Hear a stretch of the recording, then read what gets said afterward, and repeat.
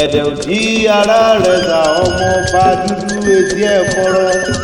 ọmọ fèrèsépo wo fèrèsépo níbi rẹ̀ ta nù wọlé òbúkọ níyàmọ̀tẹ́lá ọmọ jùúgbó azátẹ́ nígbó ẹ̀ kọ́rọ́ ìpìlẹ̀ ọ̀rọ̀ jágbó mọ́tẹ́ rẹ̀ sà ara rẹ̀ tó dí mọ́ gbọ́rọ̀ ẹnu èmi ọmọ adépo lóye ọmọ ẹ̀yìn tí ń pọ́n tójú tẹ̀rùn ọmọ ọ̀pẹ mẹ́rìnlélógún tí ń bẹ ní rẹ̀ sà dùnyàn lọ́tí bẹ́ẹ̀ bá pẹ́ dùn rẹ̀ sà lọ́tí èkó lọ́mọ yé wọ̀ láti dùn ní ẹ̀dì òdì ara rẹ̀ sà bélépo pọ́n mọ́ gbọ́rọ̀ ẹnu èmi lógún ọ̀fẹ́ àrẹ̀sà dúdú lẹ́gbọ́n pupa làbúrò rẹ̀ ojú ló pọ́n dúdú dé ìfọmọ fún pupa àtẹ̀yí sàmọ́dún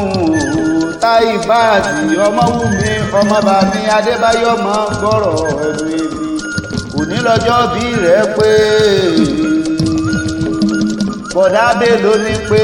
ó ní kí n kí ọ̀pọ̀ ọdún ó látẹ̀yí sàmọ́dún ọdún ayọ̀ ló ti mọ̀ sí kó pẹ́ láyé kó rí bá ti dé káyé rẹ̀ dára kó mú wọn kó dùn yòjì ọdọọdún ní láàbò lógúnlógún ọdọọdún ní kọ̀ọ̀só lọ́gbọ̀lọ́gbọ̀ nílé ayé ìgbà tó bá dìbò yá mọ́dún àní ajíra wa ti ìran lówó tọmọ gbogbo ìgbà tó ló nílé ayé ó wà ní róńgbé sọnù yóò sì bí ọmọ ará yóò sì níjàlè tán pé wọlé lágbó ọlọ́run ọba ò ní gbáwọ́ ná ikú tó yáwó ní gbà ọmọ tàbí tàṣẹ olórí ìrètí gbogbo aráyé ń pariwo ọmọ táyì báàtì bọ̀dá bèlò ní kí n kí olólùfẹ́ òun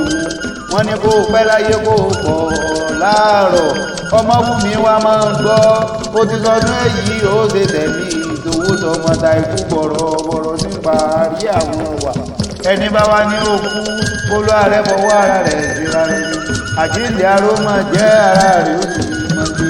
òní lé nílé ìsakọ tára kú arápá máa ń lé